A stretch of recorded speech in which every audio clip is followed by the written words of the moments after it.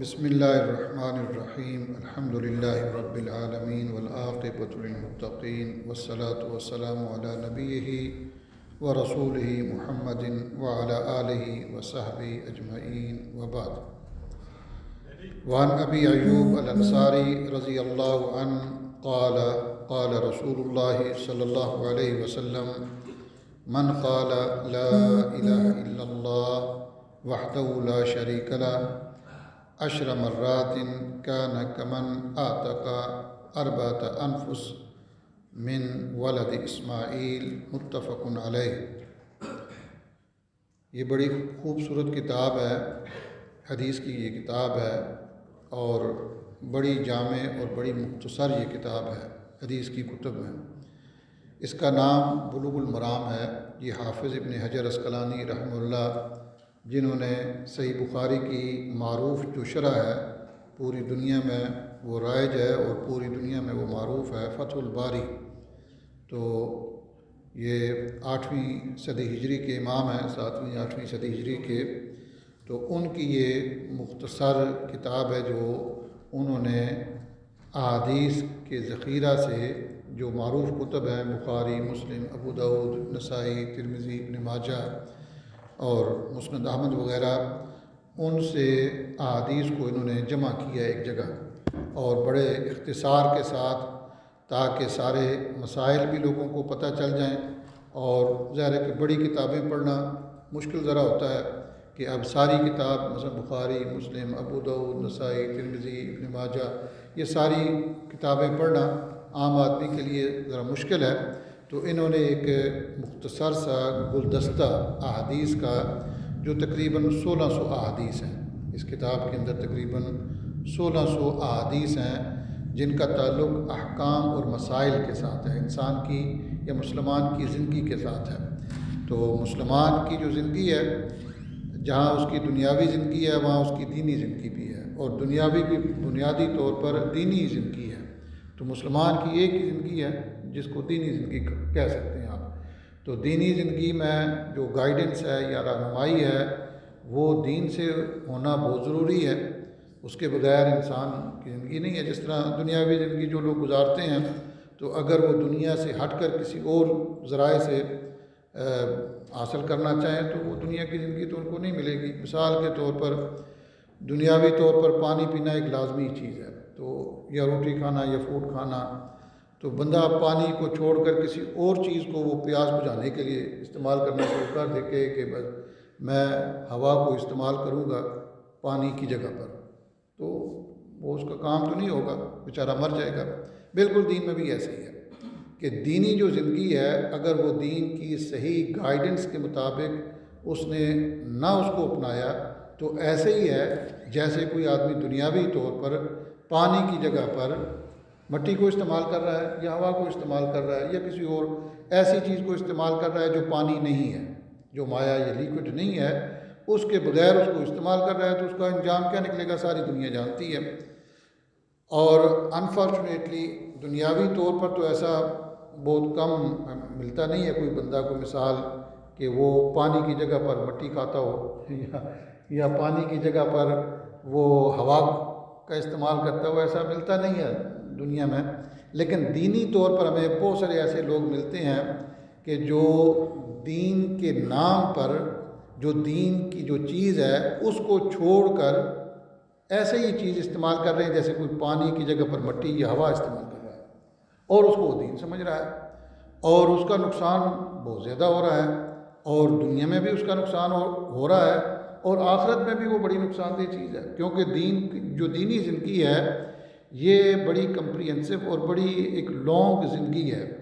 اس کا اینڈ صرف دنیا تک نہیں ہے، موت تک نہیں ہے۔ ایسا نہیں ہے کہ دینی زندگی بندہ مر گیا تو بس ختم، ایسا نہیں ہے، بلکہ انسان کے مرنے کے بعد جو زندگی ہے اس کا تعلق بھی یہ دینی زندگی کے ساتھ جڑا ہوا ہے۔ اگر یہ دینی زندگی یہاں صحیح نہ ہوئی تو مرنے کے بعد بھی وہ معاملات خراب ہیں۔ تو اس لیے یہ بہت زیادہ ضروری ہے، اور دنیا چونکہ فتنوں کی اماجگاہ ہے، بہت زیادہ فتنے ہیں، اور خصوصاً دین کے فتنے بہت زیادہ ہیں۔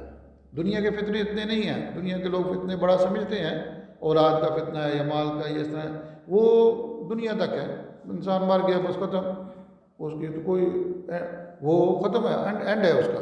لیکن جو دین کا فتنہ ہے یہ جہاں دنیا میں انسان کی زندگی کو، مسلمان کی زندگی کو متاثر کرتا ہے، تو اسی طرح یہ مرنے کے فوراً بعد بھی اس کو متاثر کرتا ہے، قبر میں بھی متاثر کرتا ہے، اور اس کے بعد جب معاشر ہوگا یا انسان جب اللہ کے سامنے پیش ہوگا، حضور اللہ کے حضور پیش ہوگا، حساب کتاب ہوگا، سوال جواب، وہاں بھی یہ متاثر یہ چیزیں کریں گی اس کو جو دینی زندگی ہے۔ تو اس لیے ایک مسلمان آدمی کو دنیا کی زندگی سے زیادہ دین کی زندگی کو زیادہ ترجیح بھی دینی چاہیے، اور اس کو ٹھیک یا درست سمت میں رکھنا چاہیے اور صحیح کرنا چاہیے، اور اس کی جو گائیڈنس، پراپر گائیڈنس ہے وہ ہمیشہ حاصل کرتے رہنا چاہیے، اور یہ کوئی مشکل چیز بھی نہیں ہے۔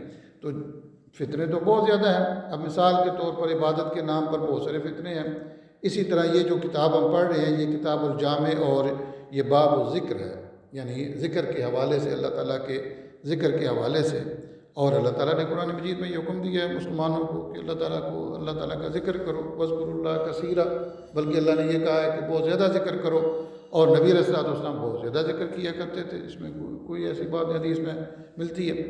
لیکن ہم مسلمانوں نے کیا کیا ہے کہ مسلمانوں کی اکثریت نے نبی علیہ الصلوۃ والسلام کے بتائے ہوئے ذکر کو چھوڑ کر قوالوں کے ذکر کو اپنا لیا ہے، صوفیوں کے ذکر کو اپنا لیا ہے۔ اب ایسے ہی ہے، یہ ذکر اپنانا ایسے ہی ہے جیسے پانی کی جگہ پر کوئی مٹی استعمال کرنا شروع کر دے، یا پانی کی جگہ پر ہوا کو استعمال کرنا شروع کر دے، اس کا انجام کیا نکلے گا؟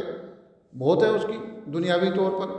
اور اسی طرح جب نبی علیہ الصلوۃ والسلام کے بتلائے ہوئے ذکر کو چھوڑ کر بندہ جو قوال قسم کے لوگ ہیں، قوالی کرنے والے، ان کے اذکار کو، ان کے بتلائے ہوئے ذکر کو اپنائے گا، تو نتیجہ کیا نکلے گا؟ وہ نتیجہ ایسے ہی نکلے گا، اس کی دینی طور پر موت ہے، ڈیتھ ہے۔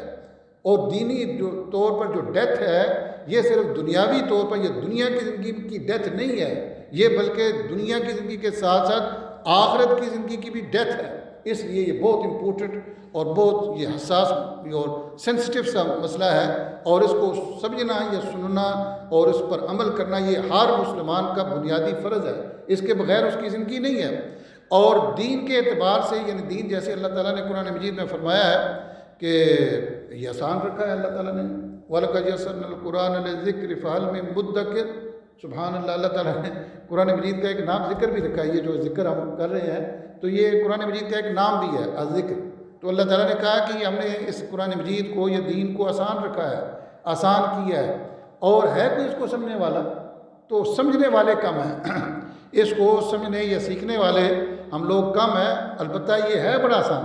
اور نبی علیہ الصلوۃ والسلام نے بھی ایک موقع پر فرمایا کہ الا ان الدین یسر، یہ صحیح بخاری کی حدیث ہے، خبردار لوگو، اللہ کا دین بڑا آسان ہے۔ آسان ہونے کا معنی کیا ہے؟ لوگوں نے تو بہت سارے فتنوں کی وجہ سے اس کو جناب علی مشکل بھی بنا دیا ہے، کمپلیکیٹڈ بھی بنا دیا ہے، لوگوں میں کنفیوژن بھی ڈال دی ہے، لوگوں کو پتہ نہیں کوئی کس یہ کہتا ہے یہ سلسلہ ایک ہے جی، دوسرا کہتا ہے جی یہ سلسلہ ہے، تیسرا کہتا ہے جی یہ سلسلے بنا لیے ہیں، اور یہ کیا جی یہ قادری سلسلہ ہے جی، یہ چشتی سلسلہ ہے جی، یہ سہروردی سلسلہ ہے جی، یہ نقش بندی سلسلہ ہے جی، یہ فلاں سلسلہ، اس کے طریقے، یہ طریقت ہے جی، یہ پیری طریقت ہے جی، یہ فلاں طریقت ہے، یہ یعنی طریقے اپنے اپنے گھڑ لیے، بنا لیے، جبکہ یہ اتنا آسان ہے دین، اتنا آسان ہے، صرف ایک پوائنٹ اگر کسی کو یہ سمجھ آ جائے تو سارا دین اس کو سمجھ، اس کے لیے کوئی مشکل نہیں ہے۔ یعنی صرف ایک پوائنٹ ہے۔ پوائنٹ کیا ہے کہ ہر وہ چیز جس کا تعلق دین کے ساتھ ہے اس کا نبی علیہ الصلوۃ والسلام سے ثابت ہونا ضروری ہے۔ یہ پوائنٹ ہے۔ جس مسلمان کو یہ بات سمجھ آ جائے وہ کبھی کنفیوژن کا شکار نہیں ہوگا، کبھی وہ راستے ہٹے گا نہیں، کبھی وہ سیدھے راستے سے ہٹ کر گمراہ نہیں ہوگا۔ اور جس آدمی کو یہ پوائنٹ سمجھ نہیں آئے گا ساری زندگی وہ بیچارہ فتنوں کا شکار رہے گا، وہ جناب علی کبھی کس طرف بھاگتا رہے گا، کبھی کس طرح، وہ بھیڑ بکری کی طرح کوئی اس کو ادھر لے جائے گا، کبھی اس کو ادھر لے جائے گا، ادھر کر دے گا۔ لیکن اگر اس کو پوائنٹ یہ سمجھ آ جائے کہ مجھے کوئی بھی بتانے والا جو دین کا معاملہ یا دین کا کام بتلائے گا، میں اس سے پوچھوں گا کہ کیا نبی علیہ الصلوۃ والسلام نے یہ کیا ہے؟ نبی علیہ السلام سے اس کا ثابت ہونا ضروری ہے۔ یہ پوائنٹ ہے۔ یہ پوائنٹ جب سمجھ آ جائے تو فوراً سارے معاملات سمجھ آ جاتے ہیں۔ اب دیکھیں کہ مثلا ذکر ہے، کیا نبی علیہ الصلوۃ والسلام ذکر نہیں کیا کرتے تھے؟ یقیناً کیا کرتے تھے، بہت زیادہ ذکر کیا کرتے تھے۔ کیا نبی علیہ الصلوۃ والسلام نے اس ذکر کی کوئی فضیلت بیان کی ہے کہ نہیں؟ آپ نے کر دکھایا ہے کہ نہیں؟ کیا ہے جی، کہاں ہے جی؟ وہ لکھا ہوا ہے جی، حدیث کی کتابوں کے اندر وہ موجود ہے، قرآن مجید کے اندر موجود ہے۔ اچھا، اس ذکر کو چھوڑ کر پھر دوسرا ذکر کیوں اختیار کیا ہوا ہے ابھی؟ وہ کس نے بتایا کہ یہ اللہ ہو ذکر ہے؟ مسلمانوں کی اکثریت اللہ ہو کے ذکر کے پیچھے لگی ہوئی ہے۔ اب یہ اللہ ہو کا ذکر کس کا ہے؟ یہ قوال کا ذکر ہے، یہ قوالی کرنے والے کا ذکر بتلایا ہوا ہے، صوفیوں کا ذکر ہے یہ رسول اللہ صلی اللہ علیہ وسلم نے تو نہیں سکھلایا۔ اللہ کے رسول صلی اللہ علیہ وسلم نے کوئی ذکر ایسا نہیں کہ تم بیٹھ جاؤ اور کہو اللہ، یہ تو نبی صلی اللہ علیہ وسلم نے ذکر نہیں بتلایا۔ تو یہ جب یہ ایسے ہی ہے جیسے پانی کی جگہ پر کوئی بٹی استعمال کرے، پانی کی جگہ پر کوئی ہوا استعمال کرے اور دنیا کی زندگی میں پھر کہے کہ میں زندہ بھی رہوں، ایسا پاسبل نہیں ہے، ممکن نہیں ہے۔ بالکل دینی طور پر بھی جب وہ چیز رسول اللہ صلی اللہ علیہ وسلم سے ثابت نہ ہو وہ دین نہیں ہے۔ کوئی چیز بھی، کسی چیز کو آپ لے لیں، بے شک کوئی چیز، آپ نماز ہے، رکوع ہے، اس کے اندر تسبیحات ہیں، تشہد ہے، کوئی چیز اس کو آپ لے، کوئی چیز جب تک وہ چیز جس کا تعلق دین کے ساتھ ہے اس کا رسول اللہ صلی اللہ علیہ وسلم سے ثابت ہونا ضروری ہے۔ جس کو یہ پوائنٹ سمجھ آ جائے تو وہ فوراً اس کو سمجھ آ جاتی ہے۔ اب میں کئی بار اس کے متعلق بتایا بھی ہے کہ مثال کے طور پر یہ صرف یہ کہنا کہ اللہ، یہ جہاں نہ ذکر ہے بلکہ یہ اللہ کی توہین ہے، اللہ کی گستاخی ہے۔ اللہ کی یہ بہت بڑی گستاخی ہے کہ کوئی بندہ بیٹھ کر صرف اللہ کہے اور اس کو وہ ثواب سمجھے۔ اللہ اوپر، الٹا یہ اس کو ثواب سمجھ رہا ہے، وہ کہہ رہا ہے کہ اللہ کی توہین اور گستاخی وہ کر رہا ہے۔ اللہ کی تو انسان اس کو اپنی توہین سمجھتا ہے۔ آپ کسی بندے کو دیکھیں، آپ کسی محفل میں بیٹھے ہوں یا گھر میں بیٹھے ہوں، کوئی بیٹا اپنے ماں کو یا باپ کو یا باپ اپنے بیٹے کو یا بیٹی کو کہ اپنا نام کہ، یا مثال کے طور پر ہم یہاں بیٹھے ہیں تو میں کہوں ریاض بھائی، تو ریاض بھائی جناب علی میری طرف متوجہ ہوں، ادھر کہیں اور اپنے کام میں مشغول تھے یا درس سن رہے تھے یا اپنے، میں ان کو کہوں ریاض بھائی، تو یہ میری طرف متوجہ ہوں، میں پھر چپ ہو جاؤں۔ تھوڑی دیر بعد پھر میں کہوں ریاض بھائی، 4-5 بار میں ایسے کہوں، پھر میں بیٹھ کر جناب علی 100 بار کہوں ریاض بھائی ریاض بھائی ریاض بھائی، لوگ کہیں گے یہ پاگل ہے، یہ تو بندہ انسان، یہ اس کی سینس نہیں ہے، یہ کیا کہہ رہا ہے بھائی؟ جو ذکر ہے، جو بلانا ہے یا کہنا ہے، وہ تو کلام مفید ہے۔ کلام مفید کا معنی وہ ایک جملہ مفیدہ ہے، اور جملہ مفیدہ کا معنی دوسرے آسان لفظوں میں یہ ایک مکمل سینٹینس ہونا چاہیے۔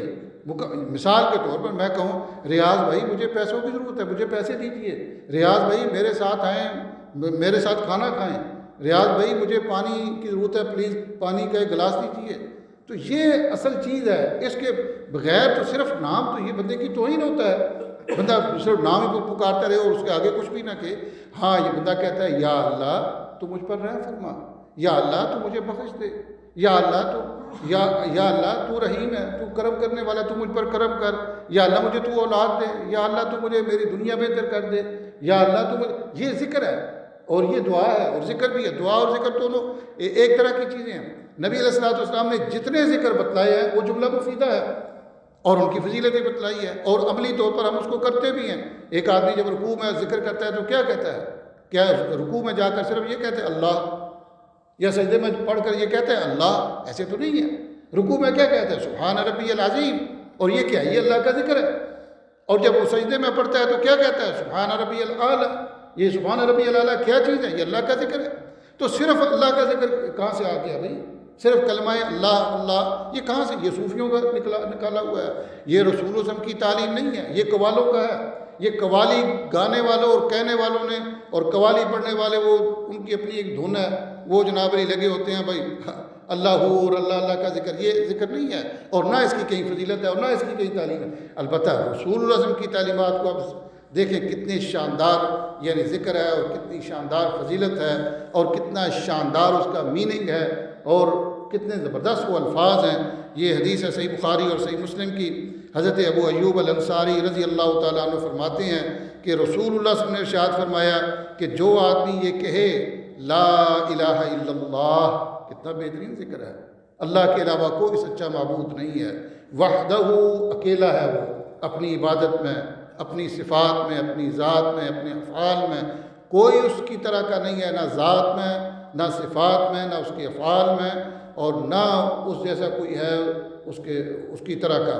وحدہ لا شریک لہ، اس کا کوئی شریک بھی نہیں ہے، نہ عبادت میں کوئی شریک ہے، نہ اس کی صفات میں کوئی شریک ہے، نہ اس کے افعال میں کوئی شریک ہے۔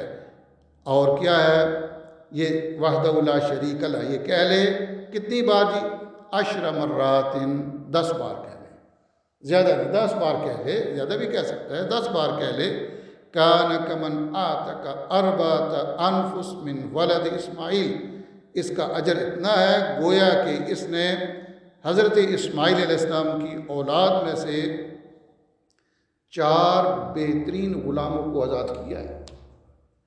4 بہترین غلام، ایک غلام آزاد کرنا، یہ بعض دفعہ وہ جو کفارے بتلائے گئے ہیں، بڑا یعنی وہ جرم کرنے کے بعد جب وہ کفارہ پڑتا ہے تو اس کفارے میں ایک غلام کی آزادی کا ہوتا ہے کہ ایک غلام آزاد کر لو، تو ایک غلام آزاد کرنا یہ بہت بڑا اجر ہو۔ تو یہ صرف لا الہ الا اللہ وحدہ لا شریک لہ یہ پڑھنے سے، 10 بار پڑھنے سے 4 غلاموں کے آزادی کا ثواب ملتا ہے، اور وہ عام غلام نہیں، وہ حضرت اسماعیل علیہ السلام کی اولاد میں سے کوئی غلام بن گیا ہو تو اس غلام کو آزاد، اس میں سے بھی جو ان میں سے جو عمدہ غلام ہیں، جو اعلیٰ قسم کے اچھے جو ان غلاموں کو آزاد کرنے جتنا ثواب ہے وہ ثواب اللہ تعالیٰ نے اس ذکر میں رکھا ہوا ہے۔ اتنے بہترین ذکر کو چھوڑ کر قوالوں کے ذکر کے پیچھے بندہ پڑ جائے یا صوفیوں کے ذکر میں بندہ دھن ہو جائے، ساری رات لوگ لگا دیتے ہیں۔ آپ دیکھیں وہ ذکر کی محفل ہو رہی ہے، ساری رات بیچارے لگے ہوئے ہیں، کوئی ناک سے آواز نکال رہا ہے، کوئی کان سے آواز نکال رہا ہے، کوئی وہ دل سے کہتا ہے جی یہ دل کے دیکھو جی میرے دل آگے پیچھے ہو رہا ہے، کوئی جناب علی کبھی وہ اٹھ کر کبھی ادھر ادھر سر مار رہے ہیں، یہ کون سا ذکر ہے بھائی؟ یہ رسول صلی اللہ علیہ وسلم نے کتنا بہترین، یعنی رسول، ایک مسلمان آدمی رسول اللہ علیہ وسلم کی تعلیمات کو چھوڑ کر دوسری طرف جاتا کیسے ہے؟ یہ یعنی کیسے ہے؟ یعنی انسان کی وہ کہتے ہیں یہ مسلمان کی مت ماری گئی ہے کہ اللہ کے رسول وہ پیارے رسول ہیں، ان کا کلمہ پڑھا ہے، وہ اپنی امت کے ساتھ بڑے رحیم اور شفیق اور بڑی حریص یعنی حرص رکھنے والے کہ میری امت میری متبع بن جائے، میری فالوور بن جائے، میری تعلیمات کے مطابق عمل کر لے تاکہ اس کی آخرت اچھی کامیاب ہو جائے۔ ہم امت ایسی ہیں کہ ہم نے دین کے نام پر رسول وسلم کے پیچھے نہیں جانا، کسی امام کو ہم نے پکڑ لیا ہے، کسی کو پیر کو پکڑ لیا ہے، کسی طریقے کو پکڑ لیا ہے اور اس کے پیچھے ہم چلے جا رہے ہیں، اور پھر اس کا انجام جو ہے وہ بڑا خطرناک نکل سکتا ہے۔ اس لیے دنیا میں اللہ نے اصلاح کی یہ جگہ رکھی ہے، اپنے آپ کو درست کر لینا چاہیے۔ اسی طرح یہ دوسری حدیث ہے، یہ بھی صحیح بخاری اور صحیح مسلم کی حدیث ہے، اور یہ حدیث